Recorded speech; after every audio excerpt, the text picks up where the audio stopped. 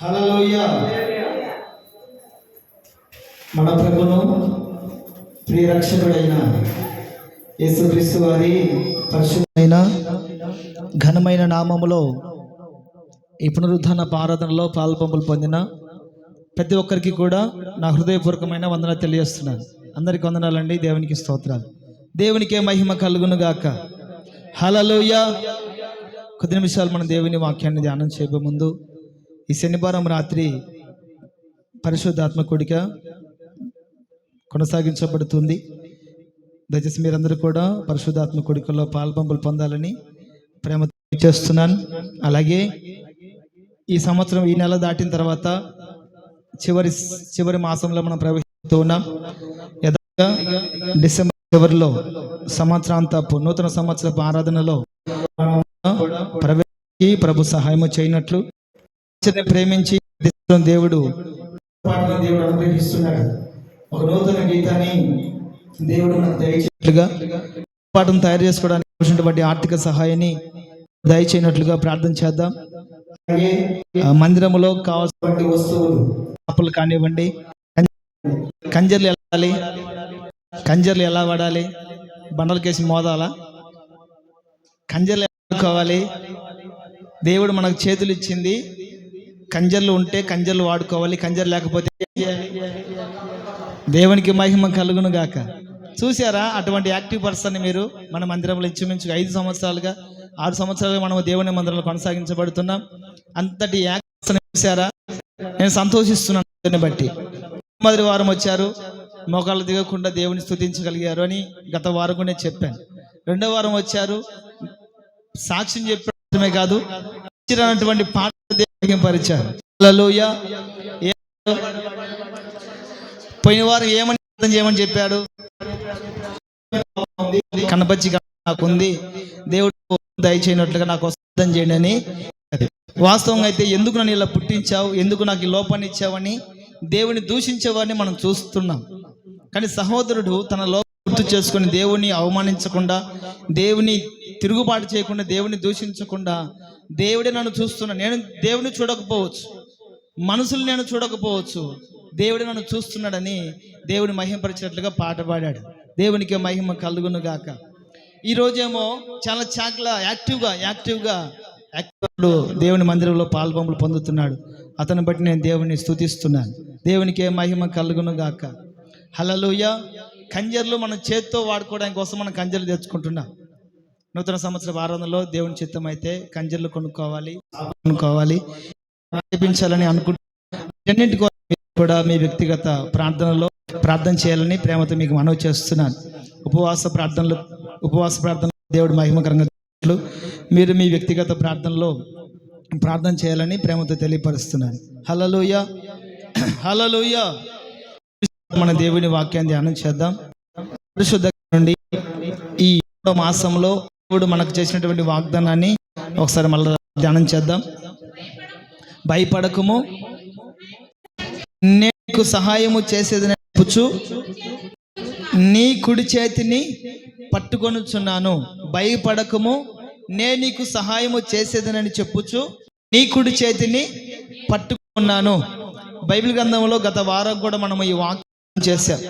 ఎవరు భయపడి ఎవరికి దేవుడు సహాయం చేశాడు ఒకసారి ఆలోచన చేసినప్పుడు, గారు ఒక స్త్రీకి భయపడి పాడిన తర్వాత అక్కడ భయపడుతూ దప్పుల చేత ఉన్నప్పుడు ఏలీ గారికి దేవుడు సహాయం తనని మరలా యథావిధిగా నడిపినట్లుగా మనం మాట ఇచ్చిన దేవుడు, ఆ మాట సమర్థుడును శక్తి కలిగిన దేవుడై ఉన్నాడు. ఆయన మాట ఇచ్చి తప్పడానికి ఆయన నరాదు. మాట ఇచ్చి నెరవేర్చడానికి సమర్థుడు, శక్తి కలిగిన దేవుడు. మహిమ కలుగును. హల్లెలూయా. కాబట్టి ఆయన మాట ఇచ్చాడంటే ఖచ్చితంగా నెరవేర్చబడుతుంది. ఒకవేళ నెరవేర్చబడలేదు అంటే అది ఎవరి లోపం? మన లోపం. ఎందుకంటే విశ్వసించిన వారి కడుపులో జీవ జలపుల ఊటలు పొర్లి పారుతాయని దేవుని వాక్యం సెలవిస్తుంది. విశ్వాసం లేనప్పుడు, విశ్వాసం లేని వారి ఎడల దేవుని కార్యం కూడా జరగనేరదు. కాబట్టి ఎవరైతే విశ్వసిస్తారో, ఎవరైతే నమ్ముతారో, ఆ నమ్మకాన్ని బట్టి, వారికి ఉన్నటువంటి విశ్వాసాన్ని బట్టి వాగ్దానము నిత్యముగా నెరవేర్చబడుతుందని దేవుని వాక్యం సెలవిస్తుంది. ఈ 11వ మాసంలో దేవుడు మనకు చేసినటువంటి వాగ్దానం ఏంటంటే, భయపడకము, నేను నీకు సహాయము చేసేదనని చెప్పుచు నీ కుడి చేతిని పట్టుకొనుచున్నాను. మన యూట్యూబ్ ఛానల్ ఉంది, జీసస్ ఫెలోషిప్ అని యూట్యూబ్ ఛానల్ ఉంది. ఎంతమంది ఫాలో అవుతున్నారో, ఎంతమంది చూస్తున్నారో నాకు తెలియదు, కానీ ఈ మధ్య కాలంలోనే ఒక చిన్న వీడియోని అప్లోడ్ చేశాను మన యూట్యూబ్ ఛానల్లో.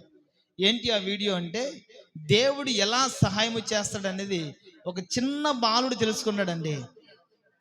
హల్లెలూయా, హల్లెలూయా. ఎంత ఉంటుంది ఆ బాబుకి వయసు అంటే, మన నాని ఉన్నాడు కదా, అంత ఉంటుందేమో బహుశా. అంటే వచ్చిరాని మాటలు. లిఫ్ట్లోకి వెళ్ళిన తర్వాత డోర్ లాక్ అయిపోయింది, లిఫ్ట్ స్టక్ అయిపోయింది. ఇంకా తనకు తెలిసింది ఏమీ లేదు.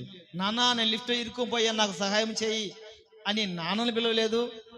అమ్మ, నేను లిఫ్ట్లో ఇరుక్కుపోయా, నాకేం అర్థం కావట్లేదు, నాకేం ఊపిరాడట్లేదు, ఏదైనా చేసి నన్ను బయటికి తీసుకురండి అని అమ్మకు చెప్పలేదు. చిన్న బాలుడండి, తెలియనటువంటి వయసులో ఆ లిఫ్ట్లోని మోకరించి ప్రార్థన చేశాడు. ప్రభువా, ఆ మాటలు వింటే నిజంగా ఒళ్ళు పులకరిస్తుందండి. నువ్వు ఇక్కడే ఉన్నావని నాకు తెలుసు.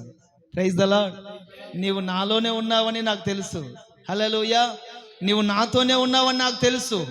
నేను లిఫ్ట్లో ఇరుక్కుపోయాను, నాకు సహాయం చేయండి, యేసు నామములో అడుగుతున్నాను తండ్రి అన్నాడండి. అని అనకలోపు లిఫ్ట్ ఓపెన్ అయిపోయింది. Praise the lord. హల్లెలూయా. ఆ చిన్న బాలుడు నడుచుకుంటూ బయటికి వెళ్ళిపోయాడు. ఎంతటి ఆశ్చర్యం అండి అది. దేవుడు చేసే సహాయము మనిషి ఆలోచనకు, ఊహకి కూడా అందదు.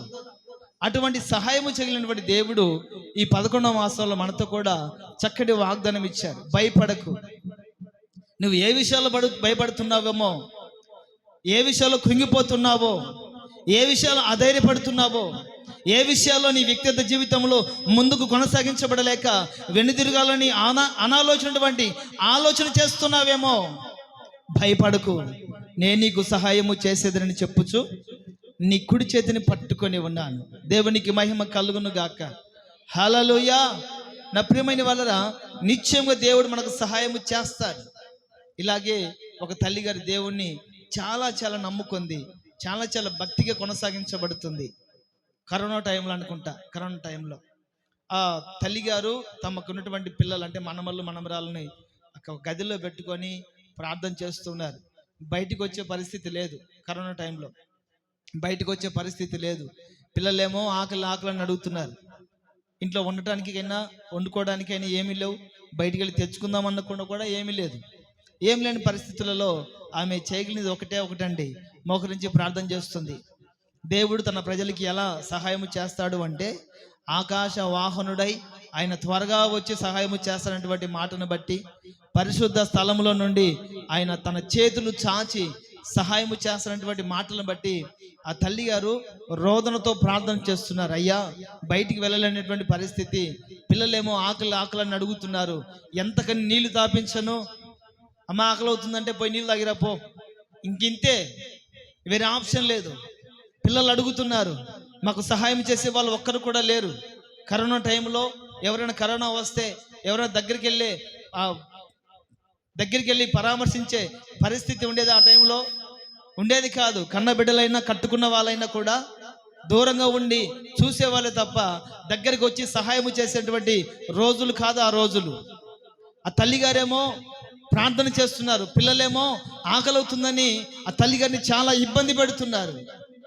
ఇంకా కాక మాటల చేత వారిని మాయిపోతుందామని ఆ తల్లిగారు ప్రార్థన దిగి పిల్లలతో కూర్చొని మాటలు పెట్టుకుంది. ఏమని అంటే, అయ్యా, మనం నమ్మేటువంటి దేవుడు సహాయము చేసే దేవుడై ఉన్నాడు. హల్లెలూయా.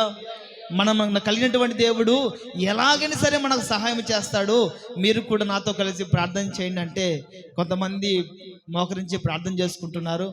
కొంతమంది ఉంటారు కదా, బాణుగల్ లాంటి వాడు. ఎవరు? కొంతమంది పిల్లలేమో కొంతమంది ప్రార్థన చేసి ఏకీభవిస్తున్నారు. మన బాణుగానికి సంబంధించిన వాడేమో అమ్మను కళ్ళు మూసుకోమని చెప్పేసి వీడు దారుకున్నాడు. పక్కకి వెళ్ళి చూస్తున్నాడు, మా అమ్మ చెప్పింది కదా సహాయం చేస్తాడని, ఎక్కడి నుంచి సహాయం వస్తుందో చూద్దాం అని బయటికి వెళ్ళి తొంగి చూస్తున్నాడు, మళ్ళీ లోపలికి వెళ్తున్నాడు. ఇలాగే ఆ మార్గం గుండా పోలీసు వారు ఎవరు రాకుండా ఉంటారు కదా, ఎవరు బయటికి రాకుండా ఉండటానికి పోలీసు వారు అక్కడే ఉంటే ఈ పిల్లోడు లోపలికి వెళ్ళి బయటికి లోపలికి వచ్చి చూసి అతడు వచ్చి అడుగుతారు, ఏంట్రా ఏం కావాలి నీకంటే, ఆకలి అవుతుంది, ఆకలి అవుతుందని జస్ట్ చెప్పాడండి. ఆకలి అవుతుందండి అని చెప్పాడు. తర్వాత ఆ పోలీసు వారే వెళ్ళి వారికి కావాల్సినటువంటి కొన్ని ఎంతమంది ఉన్నారు ఇంట్లో అది కనుక్కున్నాడు. వారికి కావాల్సినటువంటి ఆ పార్సల్ అని తీసుకొని చిన్న బాలుడికి ఇచ్చాడు. తర్వాత అమ్మగారు ఇదివరకు ఏమని చెప్పారంటే, ఏలియా గారిని ఆకలితో ఉన్నప్పుడు దేవుడు ఏదంతా పోషించాడు, కాకులతో తనకి ఆహారాన్ని తీర్చి ఆకలి తీర్చి తనను పోషించాడు అన్నటువంటి ఆ కథని, ఆ స్టోరీని, ఏలియా గారి జీవితంలో దేవుడు చేసినటువంటి సహాయాన్ని పిల్లలకి చెప్పుకుంటూ ఆకలిని అడగకుండా మానిపించేద్దాం, వాళ్ళు వింటూ నిద్రపోతారు అన్నట్లుగా ఆమె అలాగనుకుంది. ఈ పిల్లలేమో కొంతమంది ఆమె మాటలు వింటున్నారు, ఆసక్తిగా ఎదురు చూస్తున్నారు. ఒకడేమో మన బాణుగానికి సంబంధించినోడు బయటికి వెళ్ళి తొంగి చూస్తూ లోపలికి వస్తూ ఉంటే ఆ పోలీసు వారు చూసి ఆ భోజన పదార్థ పార్సల్ తీసుకొని వచ్చి ఆ బాబుకి ఇచ్చి మీరు ఇంట్లోకి వెళ్ళి తినండి అని చెప్పారు. తిన్న తర్వాత ఆ తల్లిగారు ప్రార్థన ముగించిన తర్వాత చూస్తేనేమో అన్ని పార్సల్ ఉన్నాయి. మరి భోజనం వచ్చింది. ఎలా వచ్చిందిరా అంటే, ఇదిగో పలాని పోలీస్ ఆయన వచ్చి అన్నం ఇచ్చి వెళ్ళిపోయాడమ్మా అన్నప్పుడు ఇంకొక అబ్బాయి అంటాడు, అమ్మమ్మ మీరు చెప్పేవాళ్ళు కదా, ఏలే గారిని కాకులతో పోషించిన దేవుడు మనల్ని కూడా పోషిస్తాడని చెప్పారు కదా, నిజమే, దేవుడు మనకు సహాయం చేస్తాడని ఇదిగో ఈ మాటను బట్టి రుజువైంది. మనం అడగకుండానే, మన స్థితిగతులు తెలియకుండానే ఒక అధికారి వచ్చి మనకు ఈ ఆహారం ఇచ్చి పోయాడమ్మని ఆ బిడ్డ చెప్పినప్పుడు ఆ తల్లిగారు చెప్పింది, ఏలి గారిని కాకులతో దేవుడు పోషింప చేశాడు కదా, ఇప్పుడు మనకు కూడా ఆహారం తెచ్చింది ఎవరు? ఏ డ్రెస్సులో ఉన్నాడు ఆయన? కాకి డ్రెస్సులో ఉన్నాడు. అంటే అర్థం ఏంటంటే, దేవుడు సహాయము చేస్తానని మాట ఇస్తే ఖచ్చితంగా సహాయము చేస్తాడు. దేవునికి మహిమ కలుగును గాక. హల్లెలూయా. కాబట్టి నా ప్రియమైన వాళ్ళారా, మీరు ఏ విషయాల్లో భయపడుతున్నారో నాకు తెలియకపోవచ్చు, ఏ విషయాల్లో కృంగిపోతున్నారో నాకు తెలియకపోవచ్చు, ఏ విషయాలు మీరు అధైర్యపడుతున్నారో నాకు తెలియకపోవచ్చు, కానీ వాగ్దానం చేసిన దేవుడు నిశ్చయముగా మీకు సహాయము దయచేయునుగాక, మీకు సహాయము చేయునుగాక, మీ కుడి చేయి పట్టుకొని నా దేవుడు నడిపించునుగాక. ఆమేన్. హల్లెలూయా. సహాయము చేస్తే మన జీవితంలో కలిగే 3 అనుభవాలు గత వారం నేను క్లుప్తంగా చెప్పాను, ఈరోజు వివరించబోతున్నాను. దేవుడు మనకు సహాయం చేస్తే మొట్టమొదటిగా మన జీవితంలో కలిగే అనుభవాన్ని నేను చెప్తూ ఉన్నాను. మత్తయి సువార్త 15వ అధ్యాయము, మత్తయి సువార్త 15వ అధ్యాయము 25వ వచనం.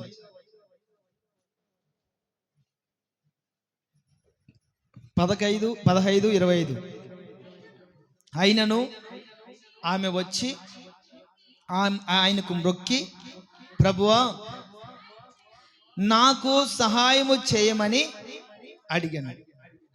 అందుకు ఆయన ఒక్క నిమిషం అక్కడ ఒక తల్లిగారు దేవుని సహాయం కొరకు ఆయన దగ్గరకు వచ్చింది. ఎందుకు వచ్చింది అక్కడికి ఆమె? శ్రద్ధగా వినాలి. ఒక తల్లిగారు, ఆ తల్లి ఎవరంటే కనాను స్త్రీ. ఈ కనాను స్త్రీ దేవుని యొద్దకు వచ్చింది. ఎందుకు వచ్చింది అంటే, దేవుని యొద్ద నుండి సహాయాన్ని పొందుకోవడానికి వచ్చింది. కనుక్కుని అంటుంది కదా, ఆయనకు మొరొక్కి, ప్రభువా నాకు సహాయము చేయమని అడిగాను, ప్రభువా నాకు సహాయము చేయమని అడిగాను. దేవుడు ఆమెకు సహాయం చేశాడో లేదో 28వ వచనం చదువుకుందాం. అందుకు యేసు, అమ్మా నీ విశ్వాసము గొప్పది, నీవు కోరినట్టే నీకు అవునుగాక అని ఆమెతో చెప్పెను. ఆ గడియలోనే ఆమె కుమార్తె స్వస్థత నొందెను, సహాయము దయచేయబడింది. Praise the lord. ఆ తల్లిగారు వచ్చి, ప్రభువా నాకు సహాయము దయచేయము, నాకు సహాయము చేయమని దేవుని ఎదుట వేడుకొంది. సహాయము చేస్తానని వాగ్దానం చేసిన దేవుడు ఎవరు? నమ్మదగిన వాడు. వెంటనే ఆ తల్లిగారికి ఉన్నటువంటి ఆ లోటు పాటలంటో తెలుసుకున్నాడు. ఎందుకని ఆమె సహాయాన్ని కోరుకుంటుందో తెలుసుకున్నాడు. ఎందుకని ఆమె సహాయాన్ని కోరుకుంది అంటే, తన కుమార్తె దయ్యపు చేత పీడింపబడుతూ ఉంది. తన కుమార్తె దయ్యము చేత పీడింపబడుతూ బాధింపబడుతూ ఉంది. ఆ దయ్యాన్ని వదిలించడానికి, ఆ బాధను విడిపించడానికి ఎవరి సహాయం కూడా పనికించట్లేదు. అక్కడ ఎవరి సహాయం చేసినా కూడా ఆమెలో ఉన్నటువంటి దయ్యాన్ని వదిలించలేకపోతున్నారు. వారికి కలిగినటువంటి బాధల నుండి ఎవరు కూడా విడిపించలేకపోతున్నారు. ఈ దయ్యాల్ని విడిచిపెట్టాలి అంటే యేసు అనే అధికారము కలిగిన నామములో మాత్రమే మనకు విడుదల కలుగుతుందని ఆ తల్లిగారు తిన్నగా దేవుని దగ్గరికి వెళ్ళి, ప్రభువా అయ్యా మాకు సహాయము దయచేయమని ఆయన వేడుకుంది. వెంటనే యేసుక్రీస్తు ప్రభుల వారు వచ్చి అక్కడ ఆమె మీద చేతులుంచో, లేకపోతే కొబ్బరి నూనె రాసో, లేకపోతే ఇంకోటి ఏమి చేయలేదండి. జస్ట్ మాట ఇచ్చాడమ్మా, నీవు కోరుకున్నట్లే నీకు అవునుగాక. ఆమేన్. నీవు కోరుకున్నట్లే నీకు అవునుగాక. నీ విశ్వాసం గొప్పది కాబట్టి నీవు కోరుకున్నట్లే నీకు అవునుగాక అని చెప్పిన వెంటనే ఆ గడియలోనే వారి కుమార్తె ఏమైంది? స్వస్థత నొందింది. దేవునికి మహిమ కలుగును గాక. దేవుడు మనకు సహాయం చేస్తే మనకేం కలుగుతుందంటే స్వస్థత కలుగుతుంది. దేవుడు మనకు సహాయం చేస్తే మన జీవితంలో కలిగే మొట్టమొదటి అనుభవం ఏంటంటే స్వస్థత కలుగుతుంది. అంటే స్వస్థత మాత్రమే కాదండి, దేవుడు మనకు ఎలాగైనా సరే సహాయం చేయగలుగుతాడు.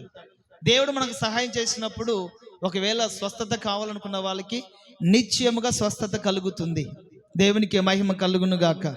హల్లెలూయా. ఒక మాట నేను చెప్తాను. ఇప్పుడే ఆమె స్వస్థత కొరకు వచ్చింది, సహాయాన్ని అడిగింది, సహాయాన్ని పొందుకొని స్వస్థపరచబడింది. ఒక మనిషిలో వ్యాధి ఎందుకు వస్తుంది? ఒక మనిషిలో అనారోగ్యం ఎందుకు వస్తుంది?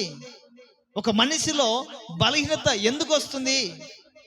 దేవుడు పుట్టించేటప్పుడు ఆ మనిషి సంపూర్ణమైన ఆరోగ్యం కలిగి ఉన్నాడు. దేవుడు కలుగు చేసినప్పుడు ఆ మనుషులిద్దరు, స్త్రీ అయినా పురుషుడైనా సంపూర్ణమైన ఆరోగ్యం కలిగి ఉన్నారు. మరి వారి జీవితంలోకి వ్యాధి ఎలా వచ్చింది? వారి జీవితంలోకి అనారోగ్యం ఎలా వచ్చింది? ప్రియమైన వాళ్ళరా, స్వస్థత కావాలని దేవుడిని మనం సహాయాన్ని కోరుకుంటూ ఉంటాం అప్పుడప్పుడు. ఇప్పుడున్నటువంటి పరిస్థితులు అయితే ఈనాటి వరకు కూడా ఏ ఇంట్లో కదిలిచ్చినా కూడా ప్రతి ఒక్కరు జ్వరాలతో ఉన్నారు. ఏ ఇంట్లోకి వెళ్ళి కదిలిచ్చినా కూడా ప్రతి ఒక్కరు కూడా జ్వరాలతో ఉన్నారు. ఒక మనిషిలోకి అనారోగ్యం ఎలా వస్తుంది? ఒక మనిషిలోకి బలహీనత ఎలా వస్తుంది? ఒక మనిషిలోకి వ్యాధి ఎలా వస్తుంది? ఒక మనిషిలోకి వ్యాధి రావడానికి, అనారోగ్యం రావడానికి గల కారణాలు ఏంటి? ఆలోచించారా? ఏ రోజైనా ఆలోచించారా ఎందుకు వచ్చిందో? ఒక మనిషిలోకి వ్యాధి, బాధ, రోగం ఎందుకు వస్తుందో నేను ఒక 3 అనుభవాలు చెప్తాను. మొట్టమొదటి అనుభవం, చదువుకుంటే టైం ఎక్కువైతే నేను చెప్తాను. ఒక మనిషిలోకి అనారోగ్యం రావడానికి మొట్టమొదటి కారణం పాపం. ఒక మనిషిలోకి అనారోగ్యం రావడం మొట్టమొదటి కారణం ఏంటంటే పాపం. రెండవ కారణం అపవిత్రాత్మ పట్టడం బట్టి అనారోగ్యం కలుగుతుంది. మూడవ మాట నేను చెప్పే కంటే కూడా మీరు చదివితే బాగుంటుంది. యెషయా ప్రవచన గ్రంథం 6వ అధ్యాయము 10వ వాక్యం. యెషయా ప్రవచన గ్రంథం 6వ అధ్యాయము 10వ వాక్యం. వారు కన్నులతో చూచి, చెవులతో విని, హృదయముతో గ్రహించి, మనస్సు మార్చుకొని స్వస్థత పొందకపోవునట్లు ఈ జనుల హృదయము క్రొవ్వు చేసి, వారి చెవులు మందపరిచి, వారి కన్నులు మోయించమని చెప్పింది. ఒక మనిషిలో స్వస్థత లేకపోవడానికి మూడవ కారణం ఏంటంటే మన హృదయాలలో కొవ్వు బట్టి, అక్కడ ఉన్నటువంటి మాట, మనిషిలో ఉన్నటువంటి కొవ్వును బట్టి స్వస్థత పొందుకోలేకపోతున్నాడు. కొత్త నిబంధన గ్రంథంలోకి వస్తే ఇదిగో ఈ ప్రజలు నా వలన స్వస్థత పొందకపోవునట్లు వారు క్రొవ్వు బట్టి ఉన్నారనే మాట కూడా రాయబడి ఉంది. మొట్టమొదటిగా మనకు అనారోగ్యం రావడానికి ప్రబలమైన కారణం ఏంటంటే మనం చేసినటువంటి పాపాన్ని బట్టి మనలో అనారోగ్యం వస్తుంది. రెండవది అపవిత్రాత్మను బట్టి మనలో అనారోగ్యం కలుగుతుంది. మూడవదిగా మనలో ఉన్నటువంటి క్రొవ్వును బట్టి మనలో బలహీనత కలుగుతుంది, అనారోగ్యం కలుగుతుంది. దేవుని వాక్యం స్పష్టంగా సెలవిస్తుంది, వారు కన్నులతో చూచి, చెవులతో విని, హృదయముతో గ్రహించి, మనసు మార్చుకొని స్వస్థత పొందకపోవునట్లు ఈ జనుల హృదయము కొవ్వు చేసి, వారి చెవులు మందపరిచి, వారి కన్నులు మోయించమని చెప్పారు. నా ప్రియమైన వాళ్ళరా, ఈ 3 అనుభవాల చేత మన జీవితాల్లో ఏం కలుగుతుందంటే రోగం, వ్యాధి, బలహీనత, అనారోగ్యము ఇవన్నీ కూడా కలుగుతున్నాయి. మరి వీటన్నిటి నుండి మనం స్వస్థత పొందాలి అంటే దేవునికి ప్రార్థన చేయాలి. హల్లెలూయా, హల్లెలూయా. సహాయము చేయమని దేవునికి ప్రార్థన చేస్తే దేవుడు సహాయం చేసి మనకు స్వస్థతను ఇస్తాడు. ప్రైజ్ ద లార్డ్, హల్లెలూయా. ఒక తల్లి గారు పోయిన వారం కూడా నేను చెప్పాను, దేవుడు చిన్న పాస్టర్లకైనా దేవుడు, పెద్ద పాస్టర్లకైనా దేవుడు, పెద్ద సంఘానికైనా దేవుడు, చిన్న సంఘానికి దేవుడు కాదా అని నేను చెప్పాను.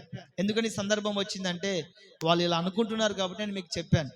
పోయిన వారంలో నేను ఆ సహోదరికి ప్రార్థన చేసినప్పుడు దురాత్మలో ఆమెలో నుండి బయటికి రావడం కూడా జరిగింది.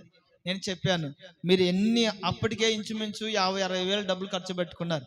యవనస్తురాలు 50-60 వేలు డబ్బులు ఖర్చు పెట్టుకున్నాను. ఒకటే మాట చెప్పాను, మీరు దేవుని సన్నిధికి వచ్చి దేవుని సహాయాన్ని కోరుకుంటే నిశ్చయముగా మీరు స్వస్థతను పొందుకుంటారని చెప్పగలిగాను.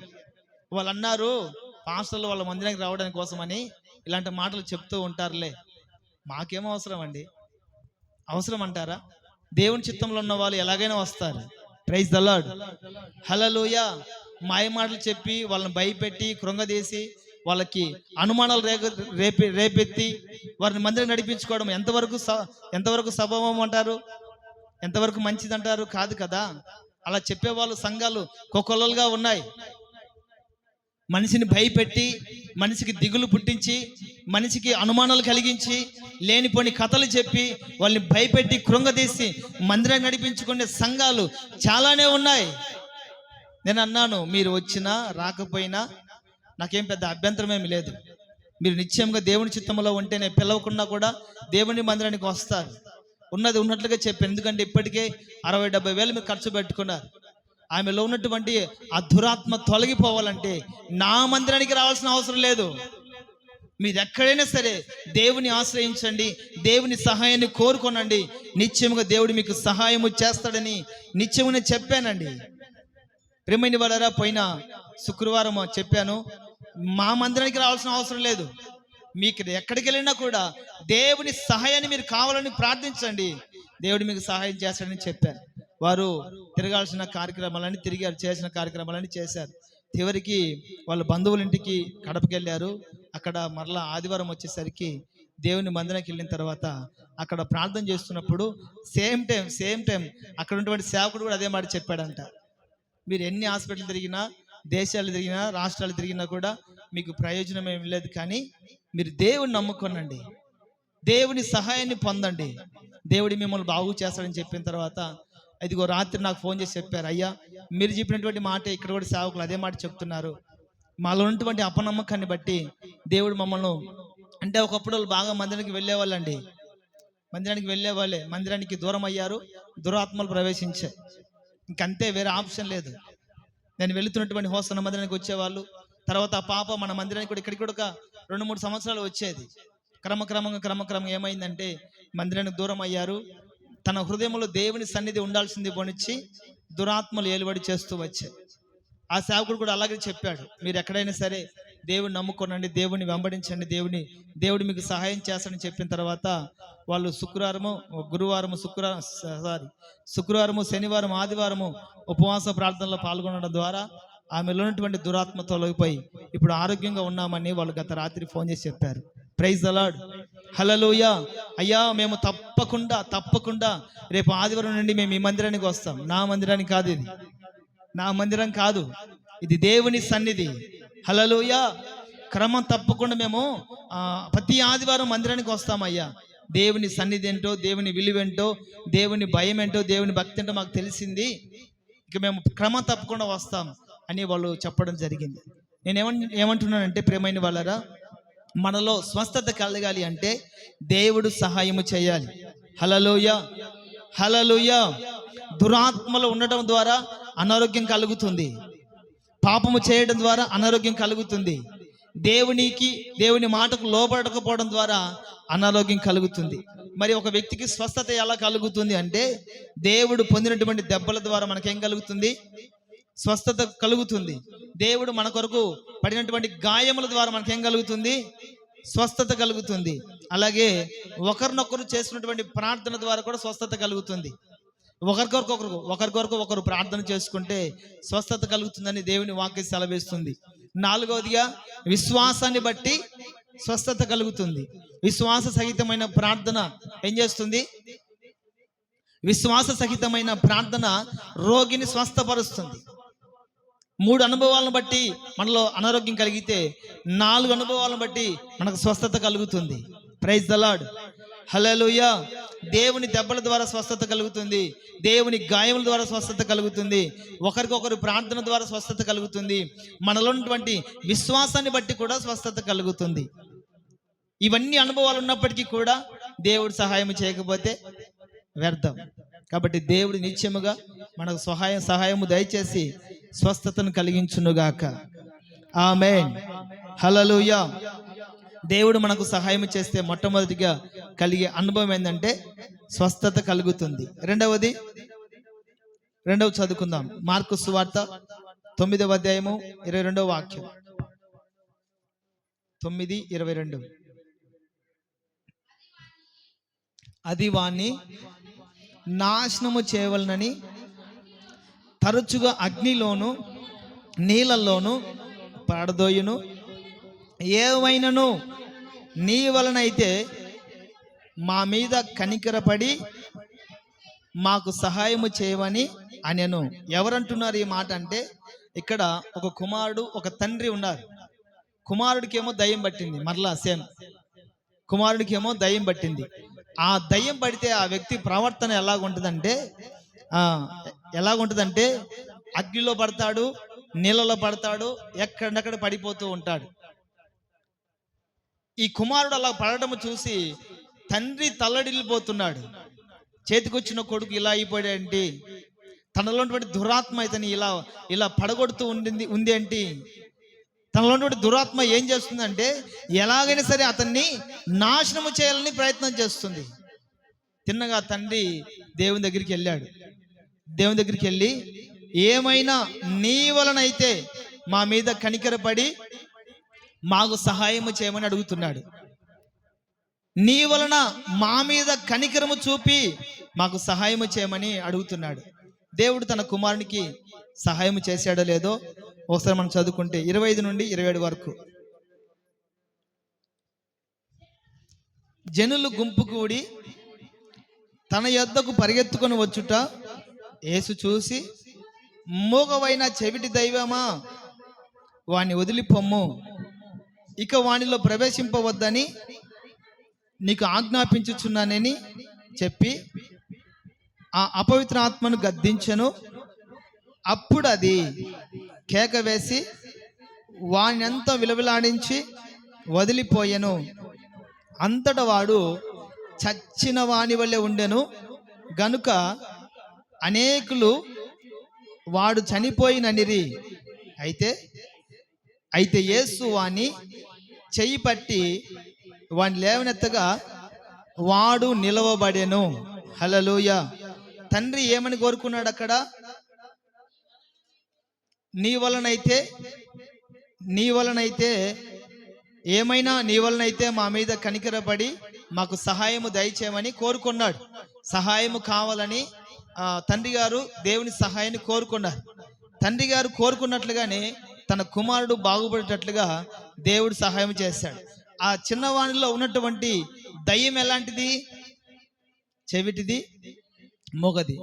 ఇంకా నేను ఒక మాట చెప్తాను ఇక్కడ, చెవిటిది, మూగది.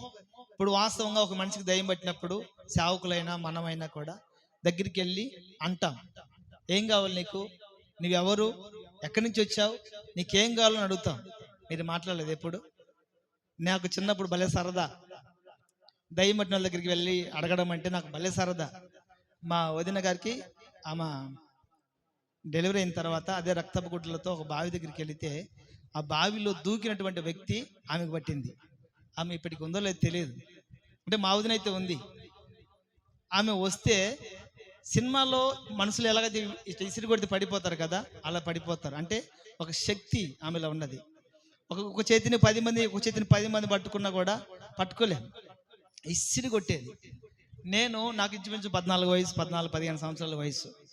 ఆమె మంచం పడుకొని అరుస్తా కేకలు వేస్తా ఉంటే నేను దగ్గరికి వెళ్ళి ఏం కావాలమ్మా, ఒట్టి ముక్కల కూర కావాలా, లేకపోతే ఇంకోటి కావాలా అని అంటూ ఉంటే కొడితే గాజు తెగి నాకు ఇక్కడ గుచ్చుకుంది. ఇది ఇక్కడ రంధ్రం ఉంది ఇప్పటికీ. చేతి ఇట్లా కొడితే గాజు తెగి గాజు ఇట్లా దిగబడింది. అప్పటి నుంచి ఇంకా దయ్యాన్ని దూరంగా ఉండడం నేను నేర్చుకున్నా. ఇక్కడ ఆ దయ్యం పట్టినటువంటి దయ్యం ఎలాంటి దయ్యం అంటే చెవిటిది, ఇంకా చెప్తుందా, మోగది. నువ్వు ఎక్కడి నుంచి వచ్చావు, నీ పేరంటే చెప్తుందా, చెప్పదు. పోనీ నీకేం కావాలో చెప్పు అంటే వినపడుతుందా, వినపడదు. ఇంకేం చేయాలి మరి? చెవిటిది మోగాలు కూడా, మనసులో అయితే మోగ, చెవిటి, గుడ్డి, మూగి ఉంటాయి అనుకోండి. చెవిటిది కూడా, గుడ్డిది, దయ్యము కూడా మూగది, చెవిటిది. ఇంక ఎలా పోగొట్టాలి? పైగా అది తన లేక వచ్చింది కాక మామూలుగా ఏమన్నా ఉండిచ్చదా? ఉండేదు. అది అతని లేక వస్తే అగ్నిలో దుంకుతున్నాడు, నీళ్ళలో దూకుతున్నాడు, తన శరీరాన్ని మొత్తం గాయపరుచుకుంటున్నాడు. అది చూసినటువంటి తండ్రి ఏమో తల్లడిల్లిపోతున్నాడు. అయ్యా, చేతికి వచ్చినటువంటి కొడుకు ఇలా అయిపోతున్నాడు, నీ వలన ఏమైనా అయితే దయచేసి మా మీద కనికరపడి మాకు సహాయము దయచేయమని ఆ తండ్రి వేడుకున్నాడు. ప్రియమైన వాళ్ళరా, యేసుక్రీస్తు ప్రభుల వారు తిన్నగా ఆ వ్యక్తిని చూసి ఏమంటాడు అక్కడ? మూగవైన చెవిటి దయ్యమా, వాణ్ణి వదిలిపోము, ఇక వానిలో ప్రవేశింపవద్దని నీకు ఆజ్ఞాపించుచున్నానని చెప్పి ఆ అపవిత్ర ఆత్మను గద్దించను. ప్రైజ్ ద లార్డ్, హల్లెలూయా. కొంతమందికి దయ్యాలను గద్దించడం చేత కాదండి. కొంతమందికి యేసన్న గారు చెప్తున్నాడు, మా ఆత్మీయత దైవజనులు యేసన్న గారు ఒక మీటింగ్లో, నేనెందుకని నీ సొత్తుగా మారి తిని అనే పాట వర్షిప్ చేస్తున్నాడు. ఆత్మతో నింపబడి వర్షిప్ చేస్తా ఉంటే వారిలో ఒక వ్యక్తి, దయ్యం పట్టిన వ్యక్తి స్టేజ్ ఎక్కాడు. ఎక్కడ? సమూహంలో, జన సమూహంలో ఉన్నటువంటి ఒక వ్యక్తి దయ్యం బట్టి స్టేజ్ ఎక్కాడు. స్టేజ్ ఎక్కి వీళ్ళేమో సేవకులు ఆత్మతో నింపబడి భాషలు మాట్లాడుతూ ప్రార్థన ఆరాధన చేస్తూ ఉంటే ఏ స్టెప్ తగినటువంటి స్టెప్ వేస్తున్నాడు దయ్యం పట్టినాడు. తర్వాత ఒక సేవకుడు చెప్తాడు, అయ్యా, ఒక వ్యక్తి వచ్చి స్టేజ్ మీద ఇలా చేస్తున్నాడు అన్నప్పుడు అతనికి దయ్యం పట్టింది, అతనికి వెళ్ళి నువ్వు ప్రార్థన చేయని ఆ స్థానిక ఉన్నటువంటి కాపరికి చెప్తాడు యేసన్న గారు. నువ్వు వెళ్ళి అతనికి ప్రార్థన చేసి పంపించేయంటప్పుడు అతను వెళ్ళి అతని చేతుల మీద పెట్టి, ఓయ్ పో, ఇంక పో అంటా ఉన్నాడు. అతని మీద చేయి పెట్టి ఇంకా పో అంటున్నాడు. అదేమో నేను పోను. ఎందుకు పోవాలి? మీరు ఆరాధన చేయంగా నేను చేస్తే తప్పేంటి? మీరు గమనించాలి, దురాత్మలు కూడా దేవుని ఆరాధిస్తాయి. ఒకప్పుడు ఎవరు? లూసిఫర్. దేవుని కూడా ఒకప్పుడు స్తుతించగలిగిన వాడే. వాస్తవంగా చెప్పాలంటే సాతానుడు ఆరాధించినట్లు మనం కూడా ఆరాధించలేమండి. వాడు సంగీతములతో, సునాదములతో, వాడు మంచి రాగాలతో దేవుని స్తుతిస్తే దేవుడే ఆశ్చర్యపోయాడు. కానీ హృదయములు గర్వించడం ద్వారా త్రోసివేయబడ్డాడు. ఆ దురాత్మ స్టేజ్ మీదకి వచ్చి స్టెప్లు వేస్తూ, డ్యాన్స్ చేస్తూ, ఆరాధిస్తూ ఉంటే యేసన్న గారు తన ఒక సేవకుని పిలిపించి, నువ్వు ఆ దయ్యాన్ని వెళ్ళగొట్టు, పంపించేయి అని చెప్పిన తర్వాత అతడు ఆ దయ్యం దగ్గరికి వెళ్ళి గద్దించకుండా వెళ్ళిపో అంటే వెళ్ళిపోతాడా? ఇక్కడ యేసుక్రీస్తు వారు ఏం చేశాడు? దయ్యాన్ని, ఆ అపవిత్రాత్మను గద్దించాడు. యేసు నామములో ఆజ్ఞాపిస్తున్నాను, నజరేయుడైన యేసు నామములో దురాత్మ తొలగిపో అని అంటే అది ఏమన్నా పోతుంది? ఓయ్ పో అంటే పోతుందా? అది పోలేదండి. యేసన్న గారికి చాలా డిస్టర్బెన్స్గా ఉంటే ఇంకా చూసి జుట్టు పట్టుకొని యేసు నామములో ఆజ్ఞాపిస్తున్నాను పో అనగానే అది అక్కడే కుప్పకూలిపోయి వెళ్ళిపోయింది. Praise the lord. అంటే నేనేదో ఆ సేవకుడు తక్కువని అనట్లేదు. ఎవరిని గద్దించాలి, ఎవరిని ప్రేమించాలి అన్నది కూడా ఒక అవగాహన మనకు ఉండాలి. దేవునికి మహిమ కలుగును గాక. పౌలు గారు ఎక్కడ ఎవరి మీద చేతులు పెట్టినా కూడా దురాత్మలు పారిపోతూ ఉన్నాయి. అనేక మంది పరిశుద్ధాత్మ చేత నింపబడుతున్నారు. పేతురైనా, పౌలు గారైనా, యోహాన్ గారైనా, అపోస్తులు ఎవరైనా కూడా యేసు నామములో ఆజ్ఞాపించగానే అనేక మంది బాగుపడుతున్నారు, అనేక మంది విడుదల పొందుతున్నారు. ఇదేదో బాగుందని కొంతమంది తెల్ల బట్టలు వేసుకొని దయ్యం పట్టిన వారి దగ్గరికి వెళ్ళి, యేసు నామములో ఆజ్ఞాపిస్తున్నాను పో అనగానే అది పోలేదండి. తర్వాత ఎవరైతే యేసు నామములో ఆజ్ఞాపిస్తున్నాం వెళ్ళిపో అన్నాడో అతని జుట్టు పట్టుకొని వంగదీసి అపోస్తుల కాలం రాయబడినటువంటి మాట, నేను చెప్పేటువంటి మాటలు కట్టుకథలు కాదండి. ఆ వ్యక్తిని గద్దించినటువంటి వ్యక్తిని జుట్టు పట్టుకొని వంగదీసి ఆ దయ్యం మాట్లాడుతుంది. ఏమని అంటే, అపోస్తున్నటువంటి పౌలు గారు ఎవరో నాకు తెలుసు, పేతురు ఎవరో నాకు తెలుసు, యోహాన్ ఎవరో నాకు తెలుసు, యేసుక్రీస్తు వారు ఎవరో కూడా నాకు తెలుసు, నువ్వెవరో నన్ను పొమ్మని చెప్పడానికి అని అతను వంగదీసి గుద్దినట్లుగా దేవుని వాక్యం సెలవిస్తుంది. ఎందుకని ఈ మాట అంటున్నానంటే, అపవాదిని మనం గద్దించలేదనుకోండి, అది మనం గద్దిస్తుంది. అపవాదిని మనం తరమలేదనుకోండి, అది మనల్ని తరుముతుంది. సింహాన్ని మనం చంపలేదనుకోండి, ఆ సింహమే మనల్ని చంపుతుంది. కాబట్టి ప్రియమైన వాళ్ళరా, దేవుని సహాయాన్ని మనం పొందుకుంటే ఏం కలుగుతుందంటే కనికరము కలుగుతుంది. కనికరము కలుగుతుంది. అక్కడ నీ వలన ఏమైనా సరే మా మీద కనికరపడి, 22వ వచనంలో, ఏమైనాను నీ వలన అయితే మా మీద కనికరపడి మాకు సహాయము చేయము. సహాయం కావాలి, దేవుని కనికరము కూడా కావాలి. సహాయం మాత్రమే కాదు, దేవుని కనికరము లేకపోతే మనము కూడా కనికరింపబడలేం, సహాయాన్ని పొందుకోలేం. ప్రియమైన వాళ్ళు గమనించండి, కనికరం లేని కాలంలో మనము బ్రతుకుతూ ఉన్నాం. కనికరం లేని కాలంలో మనం బ్రతుకుతూ ఉన్నాం. కాలము సమీపమై ఉన్నది. దేవుని రాకడ బహు సమీపంగా ఉన్నది. చూస్తున్నాం మన కళ్ళతో, ఎన్నెన్నో ఘోరాలు చూస్తున్నాం. కర్నూలు బస్సు ఆ అగ్నిలో కాలిపోయింది అని చెప్పుకునే రోజులు ముగించబడక మునిపే మరలా రంగారెడ్డి జిల్లాలో బస్సు, టిప్పరు, ఇంకా ఎన్నెన్నో దారుణాలు మనం చూస్తున్నాం. కారణం ఏంటంటే మనుషులు దేవుని కనికరాన్ని కోరుకోవడానికి ఇష్టపడడం లేదు. దేవుని ఆశ్రయించడానికి, దేవుని నమ్ముకోవడానికి, దేవుని సహాయాన్ని పొందుకోవడానికి మనుషులు ఆసక్తి చూపించడం లేదు. మన జీవితాల్లో గొప్ప మేలు ఉపకారములు జరగాలి అంటే, మన జీవితంలో దేవుని సహాయాన్ని మనం పొందుకోవాలి అంటే దేవుని కనికరం మనం పొందాలి. దేవుని కనికరము మనం పొందాలి. హల్లెలూయా.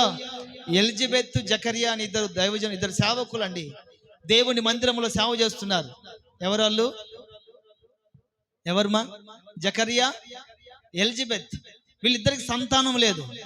దేవుని స్తుతిస్తున్నారు, దేవుని ఆరాధిస్తున్నారు, వారి ఆజ్ఞల చొప్పున వారి కార్యక్రమాలు జరిగిస్తున్నారు.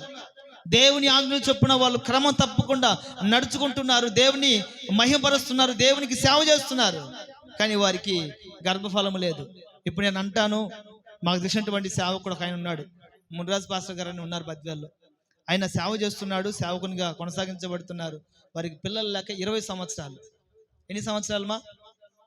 ఇప్పుడు నేను అంటాను, యేసు నామములో మోయబడిన గర్భము తెరవబడును గాక, మీకు దేవుడు బహుమానములు దయచేయును గాక, దేవుడు మీకు కుమారుని అనుగ్రహించును గాక అని ఇక్కడి నుంచి నేను బాగానే చెప్తాను. నాకు పిల్లలు లేరనుకోండి, సమాజం ఏమంటుంది? చెప్పేవాళ్ళయ్యా సమ్మడం, 20 సంవత్సరాలు నీకు పిల్లలు లేరు, ఒకసారి జ్ఞాపకం తెచ్చుకో అని అంటారా అనరా? సూటిపోటి మాటల చేత ఆయన గాయపరిచారు, కృంగదీశారు. కానీ ఏదో ఒక రోజు సహాయము చేయకుండా దేవుడేమో ఉండడండి. వారు సేవకులు ఇద్దరు ఈ మాటలు భరించలేక ఉపవసించి ప్రార్థన చేసి కన్నీళ్లతో దేవుని రోధించారు. అయ్యా, నీ కనికరం మాకు కావాలి, మీ సహాయం మాకు కావాలి, మాకు గర్భఫలాలు కావాలి. మీ సేవ చేస్తున్నటువంటి మాకే పిల్లలు లేరని, మాకెలా పిల్లలు పుట్టేటట్లుగా ప్రార్థన చేస్తారని అవమానకరంగా మాట్లాడుతున్నారు. మీరు మా మీద కనికరం చూపించండి అని వాళ్ళు ప్రార్థన చేశారండి. ఇప్పటికి 2 కుమారులు దేవుడు ఇచ్చాడు. Praise the lord. వాళ్ళు ప్రార్థన చేసిన తర్వాత ఇప్పటికి 2 కుమారులే, 2 కొడుకులు పుట్టారు. కారణం ఏంటంటే దేవుని కనికరము మన మీద కంపల్సరీ ఉండాలి. దేవుడు కనికరిస్తేనే మనం కనికరించబడతాం. ఈ ఎలిజబెత్, ఈ జకర్యాలు ఇద్దరు కూడా దేవుని సన్నిధిలో క్రమం తప్పకుండా సేవ చేస్తున్నారు. కానీ వారికి పిల్లలు లేరండి. తర్వాత వాళ్ళు సేవ చేస్తున్నప్పుడు దేవుడు వారిని కనికరించి ఒక కుమారుని దయచేశాడు. ఎవరు ఆ కుమారుడు? ఎలీషానా? ఎవరు ఆ కుమారుడు? జకర్యాకు, ఎలిజబెత్కి పుట్టినటువంటి కుమారుడు ఎవరు? బాప్తిస్మ ఇచ్చే యోహాన్ గారండి. Praise the lord. ఎవరు? బాప్తిస్మ ఇచ్చే యోహాన్ గారు. దేవుడు వారిని కనికరించాడు, ఒక గర్భఫలాన్ని ఇచ్చి ఒక చక్కటి కుమారుని ఇచ్చాడు. ఆ కుమారుడు మామూలు కుమారుడు కాదు. ఆ పుట్టినటువంటి ఒక్కడైనా కూడా మామూలోడు కాదు. అతడు మండుచు ప్రకాశించుచున్న దీపమై ఉన్నాడు. Praise the lord. ఆ గర్భఫలాన్ని బట్టి ఆ తల్లిగారు ఒక మాట అంటారు, నా దేవుడు నా మీద మహా కనికరం ఉంచెను. లూకాసు వార్తలో 1:58 ఉన్నటువంటి మాట అది. నా దేవుడు నా మీద మహా కనికరం ఉంచెను. లూకా 1:58. అప్పుడు ప్రభువు మహా కనికరము ఉంచెనని బంధువులను సంతోషించింది. ఈ ఎలిజబెత్కి దేవుడు కనికరము చూపకపోతే కుమారుడు పుట్టేవాడా? కాబట్టి ప్రియమైన వాళ్ళరా, సహాయము చేస్తానని మాట ఇచ్చిన దేవుడు మనకు సహాయము చేస్తాడు. సహాయము చేసే ముందు దేవుని కనికరాన్ని మనం పొందుకోవాలి. యేసేపు విషయంలో కూడా దేవుడు మహా కనికరాన్ని చూపాడండి. యేసేపు విషయంలో కూడా దేవుడు మహా కనికరాన్ని చూపించాడు. ఏ తప్పు చేయకపోయినా, ఏ నేరము చేయకపోయినా తన మీద నిందొచ్చి పడిపోయింది. ఆ పోతిఫరు భార్య సాక్ష్యం ఆధారాలతో కూడా చూపిస్తుంది. యేసేపు నాతో బలవంతం చేశాడు, యేసేపు నన్ను ఇలా చేయాలని అనుకుంటున్నాడు, నన్ను బలవంతం చేశాడని నేరాన్ని మోపింది, నిందను మోపింది. యేసేపు వస్త్రాన్ని తీసుకొని ఆ వస్త్రాన్ని ఒక సాక్ష్యంగా చూపిస్తుంది. కానీ యోసేపు ఏమో ఏ తప్పు చేయలేదు, ఏ నేరము చేయలేదు. కానీ యోసేపు దేవునికి ప్రార్థన చేశాడు.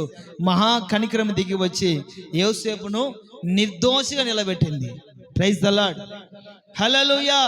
ప్రియమైన వాళ్ళరా, ప్రస్తుతం సమాజంలో కనికరం లేని మనుషుల మధ్యలో మనము కొనసాగించబడుతున్నాం. కనికరం లేని మనుషుల మధ్యలో మనం కొనసాగించబడుతున్నాం. ఒక చిన్న మాట చెప్తాను కనికరం గురించి. బద్వేలు ప్రాంతంలో మొన్న బుధవారం నేను ఒక కూడికి వెళ్ళాను.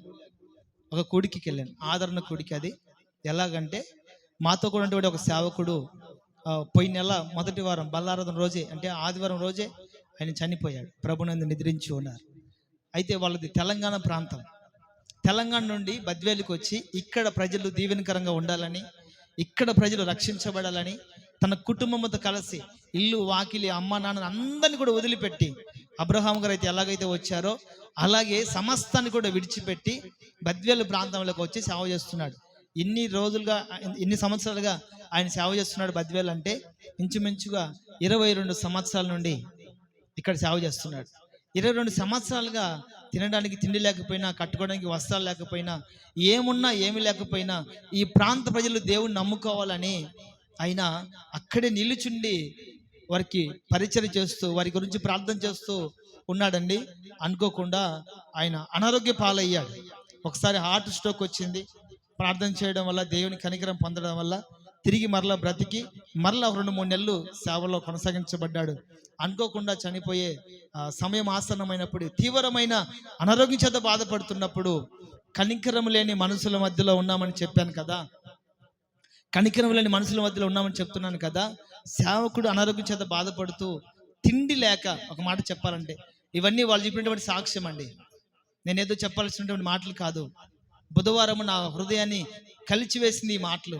సేవకురాలు మైక్ తీసుకొని ఆమె చెప్తున్నటువంటి మాటలను బట్టి, ఇటువంటి మనుషుల మధ్యలోనే మనం సేవ చేసేది, ఇటువంటి మనుషుల కొరకు మనం ప్రార్థన చేసేది, ఇటువంటి మనుషుల కొరకు మనం ఉపవాసం ఉండి కన్నీళ్లతో దేవునికి రోధించేది అన్నట్టుగా అనిపించిందండి. ఆ సేవకురాలు సాక్ష్యం చెప్తుంది. ఎన్నో రోజులు తినడానికి తిండి లేక నీళ్లు తాగినటువంటి సందర్భాలు ఉన్నాయి. ఎవరైనా వచ్చి పరామర్శిస్తే ఎక్కడ డబ్బులు అడుగుతారో, లేకపోతే ఎక్కడ డబ్బులు పెట్టాల్సి వస్తుందేమోనని చూడటానికి కూడా వచ్చేవాళ్ళు కాదంటండి. చివరికి ఆ చూసి కొంతమంది సేవకులకు ఫోన్ చేసి ఒకటే మాట చెప్పాడు, అయ్యా ఒకవేళ నేను చనిపోతే నన్ను ఇక్కడ దయచేసి ఉంచొద్దు, తీసుకెళ్ళి మా ఊర్లో నన్ను సమాధి కార్యక్రమం చేయండి అని ఆయన విన్నవించుకున్నాడు, రిక్వెస్ట్ చేసుకున్నాడంట. ఆయన అంతగా నిర్ణయం తీసుకోవడానికి గల కారణం ఏంటి?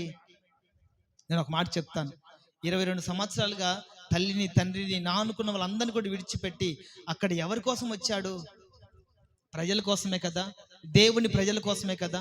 20 సంవత్సరాలుగా ఆయన కొంతమందినైనా రక్షించి ఉంటాడు కదా. 20 సంవత్సరాలుగా ఆయన ప్రార్థన బట్టి కొందరైనా బాగుపడి ఉంటారు కదా. 20 సంవత్సరాలు కొందరైనా కూడా ఆయన ప్రార్థన బట్టి మేలు పొందుకొని ఉంటారు కదా. మరి ఒక్కలైనా ఆయనకు తోడుగా అయినా, ఆదరణగా అయినా, ధైర్యంగా అయినా నిలబడగలగాలి కదా. కృతజ్ఞత కలిగిన వారైతే ఒక్కళ్ళు కూడా లేరండి. చివరికి ఆయన తీసుకెళ్ళి వాళ్ళ గ్రామంలో సమాధి కార్యక్రమం చేశారు. సేవకులుగా మేము అంతో ఎంతో ఇచ్చామని అది వేరే విషయం. సేవకులు ఇస్తారు, ప్రార్థన చేస్తారు, అది వేరే విషయం. సంఘ బిడ్డలంటే ఎవరు? సంఘానికి వచ్చే ప్రజలంటే ఎవరు? ఈ మధ్యకాలంలో ఒక అక్కగారు ఫోన్ చేసి, అన్న నాకు తల్లి అయినా తండ్రి అయినా మీరే, నాకు ఏ కష్టం వచ్చినా నేను మీతో చెప్పుకోవాలనిపిస్తూ ఉంటుంది, ఏమొచ్చినా కూడా మీతో ప్రార్థన చేయించుకుంటే నా భారం అంతా తొలగిపోయినట్లుగా అనిపిస్తూ ఉంటుందని ఒక తండ్రిలాగా నన్ను భావించి నాకు ఫోన్ చేసినప్పుడు ఇంకంతకంటే ఆనందం ఏముంటుందండి? ఆ సేవకుడు కూడా తన సంఘానికి వచ్చే ప్రజల్ని బిడ్డలాగా చూసుకొని ఉంటాడు కదా. నాకు నా బిడ్డలు ఉన్నారులని ధైర్యంగా బ్రతికి ఉంటాడు కదా. నాకు ఏమైనప్పటికీ కూడా నా సంఘం ఉందిలేని ధైర్యంతో బ్రతికి ఉంటాడు కదా. కానీ చివరికి ఎవరు లేరు, నేను ఒంటరి వాడిని అని తెలుసుకొని తన సమాధి కార్యక్రమాన్ని అక్కడే చేయించమని అతను కోరుకున్నాడండి. నిన్న సాక్ష్యం వాళ్ళ సేవకురాలు చెప్తూ ఉంటే చాలా బాధ అనిపించింది. తనకి ఒక కుమార్తె, తనకు ఒక కొడుకు. ఇంకా తనకున్నటువంటి ఆర్థిక పరిస్థితులను బట్టి కుమారుడు కూడా ఎలాగోలాగా ప్రైవేట్గా జాబ్ చేస్తూ, నాన్న నేను నీకున్నా, దేవుడు మళ్ళీ ఈ పరీక్ష గుండా నడిపిస్తున్నాడేమో తెలియదు, సేవలో ఉంటామా వెళ్ళిపోతామని దేవుడు పరీక్షిస్తున్నాడేమో తెలియదు, కానీ నీవు ప్రారంభించినటువంటి పరిచర్య కొనసాగించబడాలి, నేనున్నా నీకు అని వాళ్ళ కుమారుడు ప్రైవేట్గా జాబ్ చేస్తూ ఆ వచ్చే డబ్బులతో తనకు చూపించుకుంటూ తను పోషించబడుతున్నారండి. చివరికి తన సేవకురాలు తన కుమార్తె కూడా కూలి పని వెళ్ళడానికి కూడా సిద్ధపడ్డారు. అయినప్పటికీ కూడా ఇది మంచిది కాదనే ఉద్దేశంతో అలాగే ఉండిపోయారు. మొత్తం మీద జరగాల్సిన అన్యాయం జరిగిపోయింది. తర్వాత తన కుమారుడు, సేవకుని కుమారుడు జాబ్ చేస్తున్నాడు. జాబ్ చేస్తూ ఇతను తన తండ్రి గారు ఇక కొద్ది రోజుల్లో మరణిస్తాడు అన్నటువంటి దినాలలో దేవుడు అతనితో మాట్లాడారంటండి. ప్రైజ్ ద లార్డ్ అన్న, మేకలతో ప్రైజ్ ద లార్డ్, హల్లెలూయా. వాళ్ళ నాన్నగారు ఒక 10 రోజుల్లో చనిపోతాడు అనంగా దేవుడు తన కుమారునితో మాట్లాడాడు. ఆ కుమారుడేమో, అయ్యా మేము మీ సేవ చేస్తున్నాం కదా, సేవకులైన వాళ్ళు లగ్జరీగా ఉండాలి, మంచి మంచి బట్టలు వేసుకోవాలి, కారులో దిగాలి, ముందు 5 మంది వెనక 5 మంది బాడీగార్డ్ని పెట్టుకోవాలి, ఇది కదా లగ్జరీ లైఫ్ అంటే. సేవకుడు అడుగు పెడితే 10 మంది లేచి వందనాలు చెప్పాలి, ఇది కదా గౌరవం అంటే. మరి మా పరిస్థితి ఏందయ్యా, ఎంత దిగజారిపోయింది. మేమెందుకని ఇలా ఉంటున్నాం? మేము యథార్థమైన సేవ చేయట్లేదా? లేకపోతే మా స్వభావం కోసం మేమేమన్నా కష్టపడుతున్నామా, ప్రయాసపడుతున్నామా? మీ పరిచర్యని కదా మేము ఉండేది, మీ పనే కదా మేము జరిగించేది, ఎందుకని మాకు ఇలా జరుగుతుంది అని ఆ కుమారుడు కన్నీళ్ళతో ప్రార్థన చేస్తున్నప్పుడు దేవుడు బయలుపరిచాడంటండి. ఇదిగో వారిలో ఒంటరైన వాడు 1000 మంది అవుతాడు. Praise the lord. వారిలో ఒంటరైన వాడు 1000 మంది అవుతాడు, భయపడుకు నేను నీకు తోడై ఉన్నాను అనే మాట ఆ సహోదరునితో దేవుడు మాట్లాడడం జరిగింది. ఇంకా తర్వాత వాళ్ళ నాన్నగారు చనిపోయిన తర్వాత మరలా వచ్చాడు, లీవ్ మీద వచ్చాడు. అక్కడికి వెళ్ళి జాబ్ చేస్తుంటే ఏమాత్రమో మైండ్ పట్టట్లేదు, దేవుని సేవ చేయాలని మరలా వచ్చి వాళ్ళ అమ్మగారితో, అమ్మ నేను సేవ చేయాలనుకుంటున్నానంటే వాళ్ళ అమ్మ అంగీకరిస్తుందండి? మీరు చెప్పాలి. వాళ్ళ అమ్మ అంగీకరిస్తుందా? మీ నాన్నగారు చేసింది చాలు, మరలా నువ్వు సేవ అని అంటున్నావా అని అంటే ఆ సహోదరుడు అంటాడు, లేదు, దేవుడు నాతో మాట్లాడుతున్నాడు. ఏదో ఒక దేవుడు మనకు ఒక స్థితిలో పెడతాడు. ఆకలి దప్పులు లేనటువంటి ఆ రోజుని మనం చూడబోతూ ఉన్నాం. నేను నిశ్చయంగా దేవుని సేవ చేస్తానని అతడు తనకున్నటువంటి జాబ్కి రిజైన్ చేసి వచ్చాడు. Praise the lord. ఉద్యోగం లేక అందరూ అల్లాడిపోతూ ఉంటే ఉన్నటువంటి ఉద్యోగానికి రిజైన్ చేసి అతడు వచ్చాడు. సాక్ష్యం చెప్తుంటే నిజంగా చెప్పండి, ఎంత బండలాంటి హృదయం అది కూడా కరిగిపోయింది.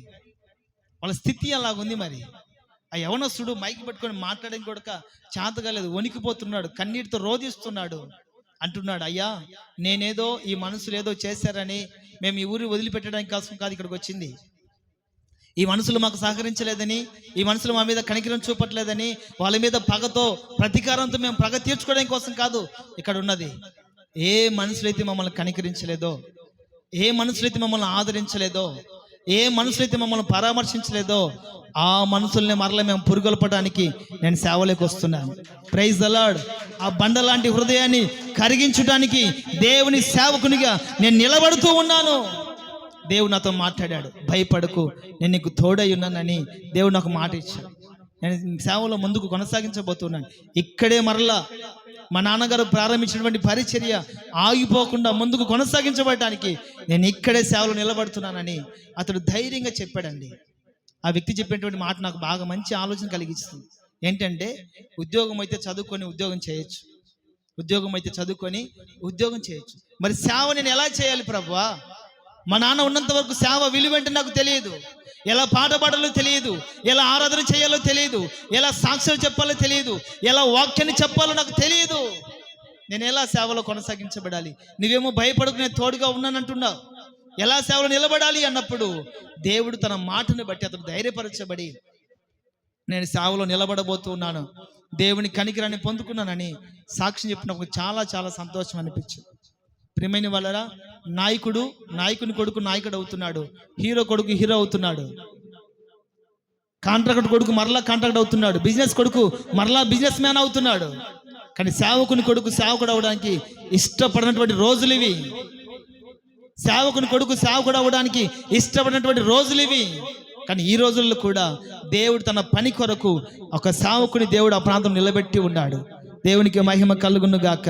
ప్రియమైన వాళ్ళు, ఎందుకు ఈ మాట చెప్తున్నానంటే, మనసులలో కనికరం ఉన్నా లేకపోయినా, మనల్ని ప్రేమించేవారు, ఆదరించేవారు, పరామర్శించేవారు మనల్ని కనికరించకపోయినా దేవుడు మనల్ని కనికరిస్తే దేవుని సహాయాన్ని మనం పొందుకుంటాం. దేవునికే మహిమ కలుగును గాక. హల్లెలూయా.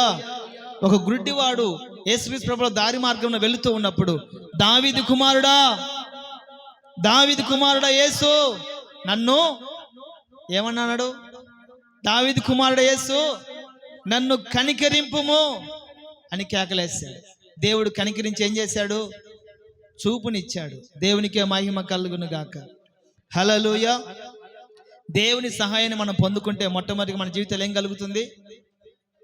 స్వస్థత కలుగుతుంది. రెండవది దేవుని కనికరము కలుగుతుంది.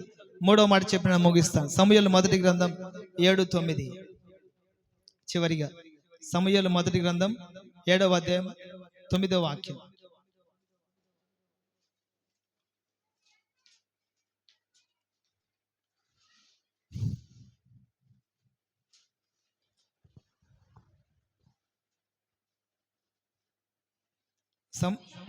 సమూయేలు పాలు విడువని ఒక గొర్రె పిల్లను తెచ్చి యెహోవాకు సర్వాంగ బలి అర్పించి ఇశ్రాయేళ్ల పక్షమున యెహోవాను ప్రార్థన చేయగా యెహోవా అతని ప్రార్థన అంగీకరించెను.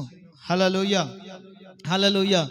ఇక్కడ దేవుడు మనకు సహాయము చేస్తే మూడవదిగా మనకు కలిగే అనుభవం ఏంటంటే, మనము ప్రార్థన చేసినప్పుడు ఆ ప్రార్థన దేవుడు అంగీకరిస్తాడు. 11వ వచనం చదువుదాం మీకు అర్థమయ్యేటట్లుగా. ఇశ్రాయేలులు మిస్పాల నుండి బయలుదేరి బేర్తారు వరకు ఫిలిస్తీయులను తరిమి హతము చేసి, ఇక్కడ సమూయేలు ప్రార్థన చేశాడు, అయ్యా మీ సహాయం మాకు కావాలి, మీ సహాయం మాకు కావాలని సమూయేలు దేవునికి ప్రార్థన చేశాడు. ఎందుకని ప్రార్థన చేశాడంటే, అక్కడ ఇశ్రాయేలును ఫిలిస్తీయులు చాలా ఇబ్బంది పెడుతున్నారు, చాలా బాధ పెడుతున్నారు. ఈ ఫిలిస్తీయుల చేతుల నుండి విడిపించబడాలి, సమాధానంగా సంతోషంగా నెమ్మదిగా బ్రతకాలి అంటే ఈ ఫిలిస్తీయుల చేతుల నుండి ఇశ్రాయేలును విడిపించమని సమూయేలు దేవునికి ప్రార్థన చేశాడు. సమూయేలు దేవునికి ప్రార్థన చేసినప్పుడు ఈ సమూయేలు ప్రార్థనను దేవుడు ఏం చేశాడంటే, దేవుడు ఏం చేశాడు? అంగీకరించాడు. యెహోవాకు ప్రార్థన చేయగా యెహోవా అతని ప్రార్థన ఏం చేశాడు? అంగీకరించను. యెహోవాకి ప్రార్థన చేయగా యెహోవా అతని ప్రార్థన ఏం చేశాడంటే అంగీకరించాడు. మీరు గమనించాలి, మనం కూడా రోజుకి ఎన్నిసార్లు ప్రార్థన చేస్తాం? ఒకసారి చేయడమే ఎక్కువ. మళ్ళీ ఎన్నిసార్లునా? ఒక్కొక్కరు 2 సార్లు, 3 సార్లు, 4 సార్లు. దావీదు 7 సార్లు ప్రార్థన చేశాడు. బహుశా మనకు కూడా కొన్ని లెక్కలు ఉంటాయి. ఎన్నిసార్లు ప్రార్థన చేసినా కూడా మన ప్రార్థన దేవుడు అంగీకరిస్తున్నాడా లేదా అని కూడా మనం అప్పుడప్పుడు ఆలోచన చేయాలి. మనం చేసే ప్రార్థన దేవుడు అంగీకరిస్తున్నాడా లేదా? ఒకవేళ మీరు ఈ ఆలోచన కలిగి లేకుండా ఉన్నట్లయితే ఇదిగో ఈ రోజు నుంచి ఒకటి ప్రారంభిద్దాం. ప్రభువా, నేను చేసినటువంటి ప్రార్థన దయచేసి మీరు అంగీకరించండి. అని కూడా మనం ప్రార్థన చేయగలిగి, అంగీకరిస్తున్నాడో లేదో కూడా మళ్ళీ మనము గమనించుకోవాలి. సమూయేలు ప్రార్థన చేశాడు. ప్రార్థన చేసిన తర్వాత ఆ ప్రార్థన దేవుడు ఏం చేశాడంటే అంగీకరించాడు. మీకు అర్థమయ్యేది నేను చెప్తాను. దేవుడు మన ప్రార్థన ఎప్పుడు అంగీకరిస్తాడో ఎప్పుడు అంగీకరించాడో కూడా చెప్తాను. సొలొమోను మనకు తెలుసు. సొలొమోను తన ప్రజని పరిపాలించడానికి ఏం కావాలనుకున్నాడు? ఏం కావాలని దేవుని అడిగాడు? అది పోయిన నెల సంగతి, ఈ నెల సంగతి కాదు. ఏమని చెప్పాడు? ఏమని కోరుకున్నాడు? ఏమని అన్నాడన్నా? జ్ఞానం కావాలని ప్రార్థన చేశాడు. నీ ప్రజలను నీతి న్యాయములతో పరిపాలించడానికి నాకు జ్ఞాన వివేచనములు కలిగించమని దేవునికి ప్రార్థన చేశాడు. ఈ ప్రార్థన దేవునికి ఏమైందంటే అంగీకారమైనది. ప్రైజ్ ద లార్డ్, హల్లెలూయా. సొలొమోను చేసినటువంటి ప్రార్థన దేవుడు అంగీకరించాడు. జ్ఞాన వివేకములు మాత్రమే కాకుండా అతనికి ఐశ్వర్యమును వెండి బంగారములు సమస్తము కూడా అతనికి ఇవ్వడం జరిగింది. కారణం ఏంటంటే సొలొమోను చేసినటువంటి ప్రార్థన దేవునికి అంగీకారమైంది. మౌనమే మీకు అంగీకారంగా కనపడతా ఉంది. కొంతమంది మౌనము అంగీకారంగా భావిస్తూ ఉంటారు. మీరు మౌనంగా ఉంటే ఏమో అర్థం కావట్లేదు. సమూయేలు చేసినటువంటి ప్రార్థన దేవుడు అంగీకరించాడు. ప్రైజ్ ద లార్డ్, హల్లెలూయా. మనం కూడా చేసే ప్రార్థనలు దేవుడు అంగీకరించాలి అంటే సమయోచితమైన జ్ఞానంతో మనం ప్రార్థన చేయాలి. సమయోచితమైన జ్ఞానముతో మనం ప్రార్థన చేయాలి. కనుకనే సువార్త పత్రికలు అంటే మీరు ధారాళంగా విస్తారంగా మాట్లాడాల్సిన అవసరం లేదు. అన్యులైతే విస్తారంగా ధారాళంగా అడుగుతారు. కానీ మీరు జ్ఞానంతో, సమయోచితమైన జ్ఞానముతో మీకేం కావాలో అది అడగండి. మీకేం కావాలి, రేపు ఏం కావాలన్నా, మీకు ఏం తిందుమా, ఏం తాగుదుమా, ఏం ధరించుకుందామా అని మీరు ఆలోచించాల్సిన అవసరం లేదు. రేపటికి మీకేం కావాలో, ఏమి తినాలో, ఏం ధరించుకోవాలో మీ తండ్రి అయిన దేవునికి తెలిసి ఉన్నది. కాబట్టి మనం చేసే ప్రార్థన దేవుడు అంగీకరిస్తున్నాడా లేదా అన్నది కూడా మనం గమనించాలి. సమూయేలు ప్రార్థన చేశాడు, దేవుడు అంగీకరించాడు. అంగీకరించి ఏం చేశాడు అంటే సహాయం చేశాడు. ప్రైజ్ ద లార్డ్, హల్లెలూయా. ఎలా సహాయం చేశాడంటే ఇశ్రాయేలు మిస్పాలో నుండి బయలుదేరి బెత్కారు వరకు ఫిలిస్తీయులను తరిమి హతము చేసిరి. దేవునికి మహిమ కలుగును గాక. నా ప్రియమైన వాళ్ళని గమనించండి. దేవుడు మనకు సహాయం చేస్తే మన ప్రార్థన అంగీకరించబడుతుంది. అయితే మనం చేసే ప్రార్థన దేవునికి అంగీకారంగా ఉందా లేదా కూడా గమనించాలి. హిజ్కియా ప్రార్థన చేశాడు, అయ్యా నీ సేవకుడైనటువంటి నన్ను కృపతో జ్ఞాపకం చేసుకో. నీ సన్నిధిలో ఎలా యథార్థంగా జీవించానో, ఎలా యథార్థంగా పరిపాలన చేశానో దయతో కృపతో జ్ఞాపకం చేసుకున్నామని హిజ్కియా కన్నీటితో ప్రార్థన చేసినప్పుడు ఆ ప్రార్థన దేవుడు అంగీకరించి ఏం చేశాడు అంటే అతనికి 15 సంవత్సరాల ఆయుష్ను పొడిగించినట్లుగా మనం చూస్తాం. మనం చేసే ప్రార్థన అంగీకరించబడింది అనుకోండి, వెంటనే జవాబు వస్తుంది. Praise the lord, hallelujah.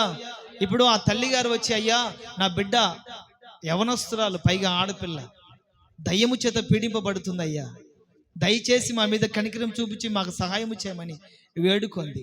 ఆ ప్రార్థన దేవునికి అంగీకారమైంది. వెంటనే ఏం జరిగింది అక్కడ? కానాను స్త్రీ కుమార్తె జీవితంలో ఏం జరిగింది? వెంటనే అక్కడ ఆయన చెప్పగానే వెంటనే స్వస్థత కలిగింది. 12 సంవత్సరాల రక్తస్రావం ఉన్నటువంటి స్త్రీ మనుషులకు చెప్పుకున్నటువంటి రోగము చేత బాధపడుతున్నప్పుడు ఆయన వస్త్రపు చెంగును మాత్రమే ముట్టింది. ఆమెలో ఉన్నటువంటి విశ్వాసం, ఆమె చేసే ఆ పని, ఆ ప్రార్థన దేవునికి అంగీకారమైంది. ఆ వస్త్రపు చెంగును ముట్టిన వెంటనే ఏం కలిగింది? స్వస్థత కలిగింది. దేవుడు మన ప్రార్థన అంగీకరిస్తే వెంటనే జవాబు వస్తుంది. ప్రైజ్ ద లార్డ్, హల్లెలూయా. ఒకరోజు నేను ముగిస్తాను. ఒకరోజు కూరగాయలు తరుగుతున్నారు రాష్ట్రమ్మ గారు. కూరగాయలకు వస్తూ ఉంటే కరెంపాకు కోసమని చాలామంది ఫోన్ చేశారు. కొంతమంది అందుబాటులో ఉన్నారు, కొంతమంది అందుబాటులో లేరు. మేము వచ్చేసరికి ఆలస్యం అవుతుంది అని చెప్పారు. సరేలే మీరు వచ్చేటప్పుడు తీసుకురండి అని చెప్పేసి టమాటాలు కోస్తా ఉంటే ఒక ఆమె ఇంత కరెంపాకు చేత పట్టుకుని వస్తూ ఉంది ఇట్లా. Praise the lord. ఆమె ఎక్కడికో పోతా ఉంది, మనోళ్ళు అంటే బాగుండేది అనుకుంటా ఉన్నాం. వచ్చి అక్కడ పడేసి తీసుకో. Praise the lord. అంటే మనం చేసే ఏదైనా సరే, అడిగేది ఏదైనా కూడా దేవునికి అంగీకారంగా ఉండాలి. Praise the lord. అసలు ఆమెను మనం అడగలేదు, ఆమెకు మనకు పరిచయం లేదు, ఆమె ఎవరో కూడా మనకు తెలియదు. కూరగాయలుగా వస్తూ ఉంది, ఆమె ఇట్లా పోతా ఉండి చూసి ఆ కరెంపాకు తీసి ఆమె ముందు పక్క పెట్టి తీసుకోండి. ఎలా సాధ్యం అంటే మనం అడిగేది ఏదైనా కూడా దేవునికి అంగీకారంగా ఉండాలి. Praise the lord. కనుకనే దావీదు అంటాడు, యెహోవా నా దేవా, నా ఆశ్రయ దుర్గమా, నా విమోచకుడా, నా హృదయ ధ్యానం, నా నోటి మాటలు, నా హృదయ ధ్యానం నీ దృష్టికి అంగీకారంగా ఉండాలని ప్రార్థన చేస్తాడు. దేవునికి మహిమ కలుగును గాక. నీ దేవుడిని యెహోవానగు నేను భయపడకము, నీకు సహాయము చేసేదని చెప్పుచు నీ కుడి చేతిని పట్టుకొని ఉన్నాను. దేవుడు మనకు సహాయం చేస్తే ఏం కలుగుతుంది? స్వస్థత కలుగుతుంది. దేవుడు మనకు సహాయం చేస్తే రెండవదిగా ఏం కలుగుతుంది? కనికరం కలుగుతుంది. మూడవదిగా దేవుడు మనకు సహాయం చేస్తే ఏం కలుగుతుంది? మన ప్రార్థన అంగీకరించబడుతుంది. మన ప్రార్థన అంగీకరించబడుతుంది. దేవునికి మహిమ కలుగును గాక. నిశ్చయంగా దేవుడు మీకు సహాయము దయచేయును గాక. నిశ్చయంగా దేవుడు మీకు స్వస్థతను కలిగించును గాక. నిశ్చయంగా దేవుడు మిమ్మల్ని కనికరించును గాక.